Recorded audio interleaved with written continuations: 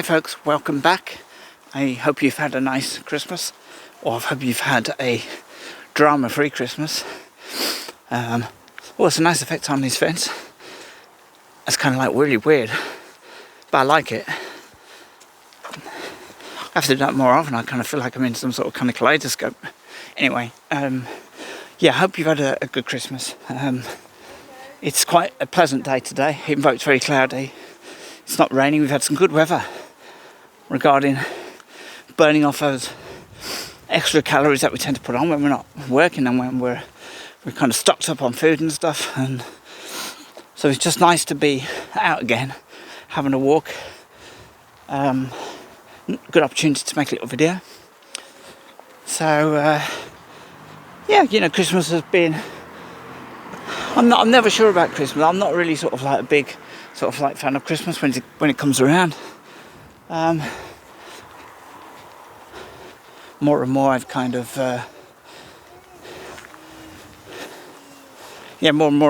sort of not really been happy with the lead up to Christmas. Don't know what it represents anymore, but we do get a couple of weeks off work, so that's good. That's more than I can ask for. A lot of countries, a lot of people don't have that luxury, so that's really, really nice. Just walking into a place called Spinney. All I like the effect on is I feel like I'm sort of travelling at the speed of light walking past this fence. Anyway, my Christmases for this year and last year have been mainly I will cook. It's usually me and a friend. But this year and last year, I've been going around to my brother's and having a full meal. Then on a Boxing Day, generally cook a meal for me and my friend. So she's quite happy with that, I think. It's actually just gone really, really cold just now. I'm going to see if I hold my phone a little bit differently. So.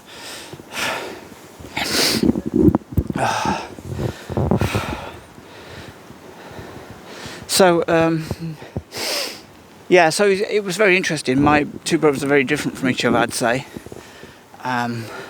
Not too much of an age difference between them, but one brother's retired and my other brother's kind of semi-retired, maybe. But yeah, they have very different philosophies to life, to work, and so you get some very interesting conversation. It's all very amiable. I do have another brother as well, but he's abroad. I don't know if he's having fun. He's surviving probably. Don't really get to be in touch with him very often.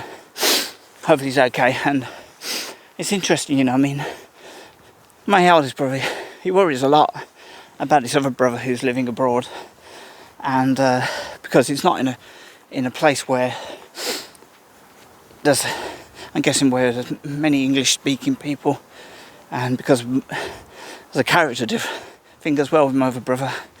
I'm not sure how well he gets on with other human beings, but hopefully, and I say this with all, with everything on my heart, hand on heart. When we get to a certain age, we can choose a road, and it doesn't matter whether it's right or wrong. I think sometimes we do things in life that other people who follow other conventions will think is very strange and very off the beaten track. And but the way I see it is that whatever you do with your life, it's always, oh gosh. It's very cold. I've had to switch hands, so hopefully I won't drop the phone. Yeah, what we do with our life, it's I think it's just part of existing, and we will get choices within our life as what we do with each step, I think. And if we take the right choice, we take the right choice. If we take a choice that's different and it's a rougher road, with more bumps in, then that's what we do. And I think we have to accept that is part of existing in this life, that we have to make decisions as we go. And it doesn't really matter whether they're right or wrong. You shouldn't regret whatever you do, whatever decisions you make, whatever patterns of behaviour you have for a while, because there's nothing you can do about it. If people get hurt, that's sad, and obviously I'm not condoning criminality or anything like that, but we do stuff, and sometimes we do it because it's the only thing we know, and sometimes we do it because we've kind of gone down a certain route and chosen that, and sometimes we do it because it's just completely a chance chain of events. And yeah, for anyone who's kind of who gets to Christmas and they think, oh my gosh, these last 20, 30 years or 40 years, or all of my life, things haven't gone well. Just remember that everything is there, laid in front of you. You can make decisions from day to day. Doesn't matter what socio-economical situation you're in. You can choose to change that, and you just have to make decisions. And yeah, it's completely down to you and the universe whether what happens from there on in. But I'd imagine we're all here for a purpose. This is just my personal belief. That's a bit of Christmas in the woods. This place is called the Spinney. It's a lovely little place. There was talk that they wanted to build on Easter once, but there was a lot of protests against that, and you can understand why. I mean, it's beautiful. You need these spaces for wildlife. Without the wildlife, if we build on everything, which is kind of like what I think the government want, then we end up with no hedgerows, no bees, no plants. We'll end up in this dystopian world where we're having to import in little blocks of nutrition, probably some kind of pills like Brave New World or something, and that will be our life. There won't be any green spaces unless you're very rich and you happen to have a green space on top of your high-rise apartment. So we need to protect and fight against the evil that exists in this world, but sometimes you have to do with that just by saying no with a lot of love in your heart, and this is the thing that I noticed, like people who are sort of sit on the wall with life, with things, and I'll get on to actually something interesting my brother said. People that generally sit on the wall and they kind of like think that everything that exists is what exists, and they think that life as we know it it's what we've made as humans. And I mean, if that's the case, then that's a pretty sad situation, because we've screwed with a lot of things. We create a problem, try to fix it with another, and then create another problem. And it's like the old adage with medication: you take one bit of medication, then you have to take some more medication to counteract the side effect of that medication, and so on it goes. And I think that's what we've done with the world. We've meddled, tried to fix it, had to meddle some more, tried to fix that, had to meddle some more, then tried to fix what we created by meddling. And so yeah, we have this situation. But I think there's a lot of people, I would say, maybe not the majority, well, yeah, perhaps the majority of people that exist on this planet. If you dangle them a carrot, they're very, very happy, and they'll shut up and let the ship go down. It's kind of like an analogy of a Titanic. A lot of people on Titanic say, "Oh, we must get off this ship. We must, you must steer away from the iceberg. I'm sure there's icebergs ahead. Steer away from the iceberg." And then for the ship's captain and crew to say, "Yeah, but we'll give you some extra perks on this ship. We'll give you an extra deck chair. We'll give you an extra tab in the very plush bar. You can mix with the hobnobs and have a dance." And people weirdly they say yes, okay, knowing full well that the ship's still going down. But rather than actually do something about it, force the captain to change course, or force an abandonment of the ship, before it hits the iceberg, as it hits. But people just sit there and they carry on playing the instruments on the deck, and and it's like they're happy to go down because they've been given and I see a lot with a lot of people in society, and this is why most conspiracy theorists, or those who come out with conspiracy theories, are usually those who are, let's say, they don't have much money, they're not in a career loop, and there was a psychologist that said generally the pattern of conspiracy theories are all those who earn under about 30,000 a year, which is quite a lot of people, but and those who earn over 30,000 don't tend to indulge in conspiracies. I've seen that sort of changing. I've seen people getting out of the rat race. I've seen people entertaining ideas that would cost them a career or cost them furthering their career, and I see that as a good way, because if you stop and take 5 minutes to climb that hill and look down on what's happening in the world, in society, in the UK, none of it's right, and it doesn't matter whether you're earning 70,000 or 20,000. It's not right, and you have to do something about it, because if you've got kids and you've got grandkids, that's their life. That's what you're bringing them into. So ultimately, I think we are reaching a point where people will have no choice but to do something about it, regardless of what kind of careers they've got. But this is what the elite do.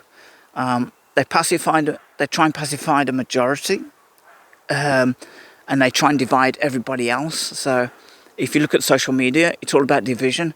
I guarantee you that all of these divisions are coming from the same source, but it's done to distract people, give them the gladiatorial games, give them something to argue about, occupy their time, and they're not then thinking or looking at what you're doing. So it's a great distraction technique.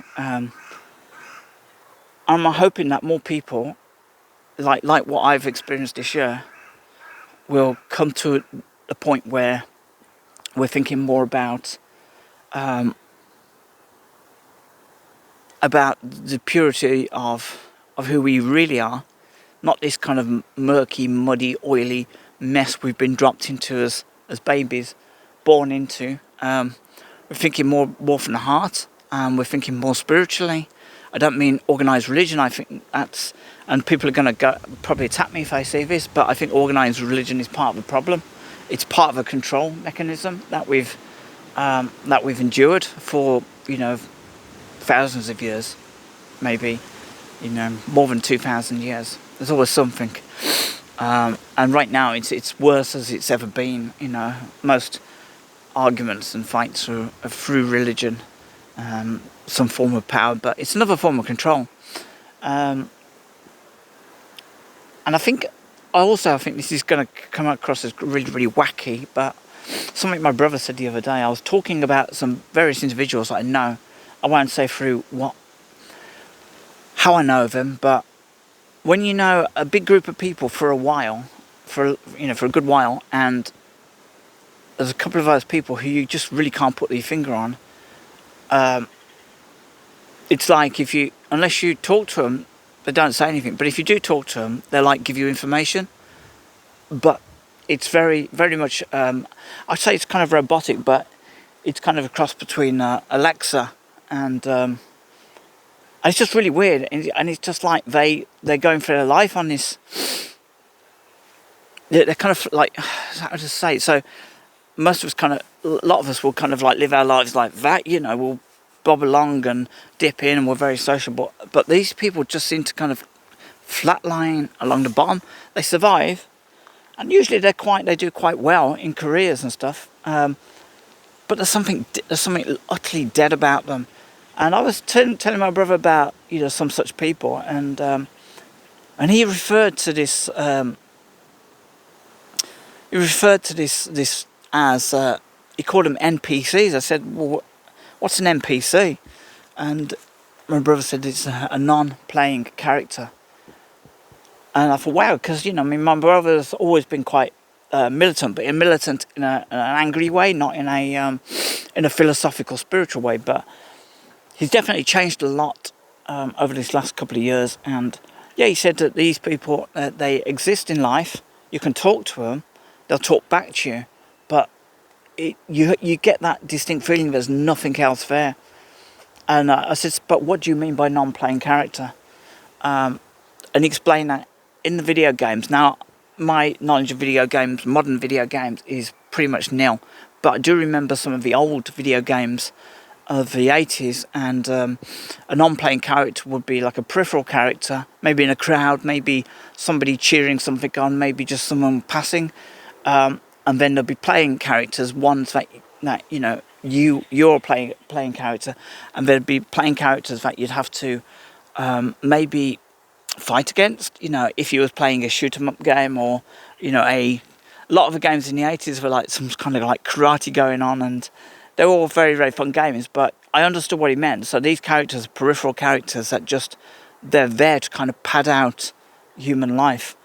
And I did read another theory. Well, I actually saw a video, and somebody said there's a lot of people who exist on Earth who have no soul. And I thought that's a really sort of damning, you know, thing, because we've got lots of different conditions, you know, that people experience on this planet, and we've pathologized a lot of these different conditions, you know. So what do you mean as people with no soul? I was thinking. And the video went on to explain that as people who are kind of born with no soul, they're kind of created as is it antithesis? Anyway, they're created to kind of like kind of balance out the good, and they're not good or bad people. They don't really understand. They are just the way they are, and I thought, well, you know, you could maybe I've met autistic people who are different, but then and I've, you know, met people who are, you know, introverts, but ultimately you can get to know, there's some people in the world you can get to know, and it doesn't matter whether they're autistic or introvert, you find a good way of communicating with them.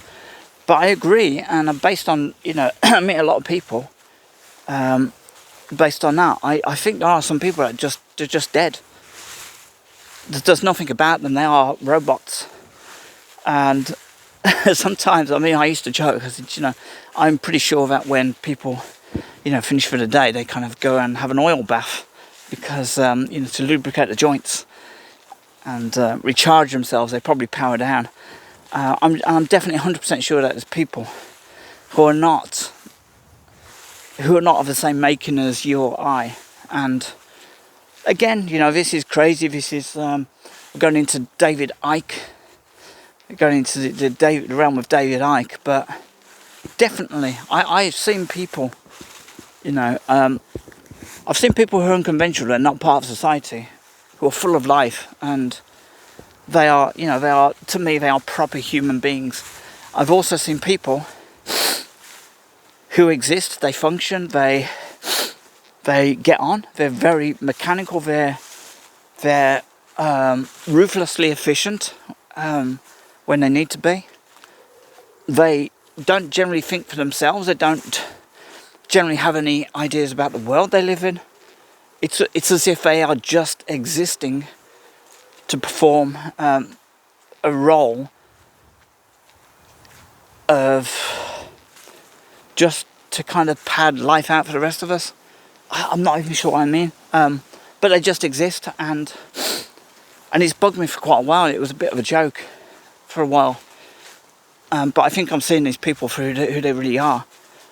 And as I say, over the last year, a lot has happened health-wise with me, and spiritually, I kind of like, you know, if you check some previous videos, you'll see I've had a few rants at the universe, and in my heart, I know that there's powers, good powers that exist out there that we can call upon.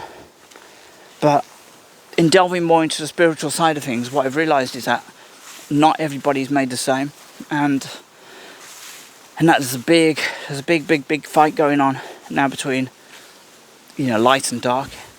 I'm not talking between nations or corporations. But the fight of light is against probably a lot of these ideals, and I think we're definitely moving into a new age now, and I think it is literally upon us. And a lot of people are saying, look out this year. They said that last year actually, and that's when my health just went straight downhill. So I was kind of focusing more on that, but the feeling is out there. Everybody's saying it. Things are different now. Things feel different. And I kind of feel that I'm really, really hoping that the changes that happen on Earth generally this year, over the next 18 months, maybe over the next 5-6 years, are going to be positive. But I think we need a breakthrough, and I'm not sure whether that breakthrough is going to come through the man-made realm that we live in. I think breakthroughs will come in from somewhere else within us, and just by our very thoughts we will, change what's going on. I know it sounds a bit woo-woo, but my advice to anyone, or the very few who might see this video, is stick with your heart. Don't get drawn into hateful division. So rise above that. Just don't even entertain it. And yeah, just have a bit of love in your heart, and that might really kind of like save the world. Because the last thing darkness wants, the last thing the elite wants, is for people to love one another. There's a lot of money to be made in depressive illnesses. A lot of money to be made from the pharmaceuticals. There's a lot of money to be made in war, and we seem to be still being drawn into that. It's a simple word. Just say no. Like Grange Hillcast from 1986. Just say no. Just say no to division. Just say no to hatred. Recognise that not all people maybe exist similarly to you. You can work around as people. I've talked about the non-playing characters. They do exist. They're probably here for a purpose. They're here to maybe help us rise above ourselves. Because once you recognise non-playing characters, you realise you are a player, and you do exist, and you do have worth. And it doesn't matter whether haven't got a pennies to rub together, or it doesn't matter whether you're a millionaire. Heart of hearts, if you really, really exist, if you feel beating heart when you kind of like feel a love for something, if you have that feeling of joy rise up in you, for that you exist, and that's what you've got to carry forward. So, folks, I really, really hope that you have a great 2026, and that maybe my kind of wacky notions have some meaning for you. So till next time, hopefully I'll be making more videos, and a little bit more kind of light-hearted topics, but it's one of them. We've nearly reached the end of this year, and it's not been a great year, but I'm very, very positive for an outcome, a change in the world, a change in me. Definitely has to be a change, and I'm happy to go with that. So I just wish you all the best for 2026. Take care of yourselves, take care of your family, but most of all, take care of yourselves and your hearts and your heart. And yeah, speak to you all soon.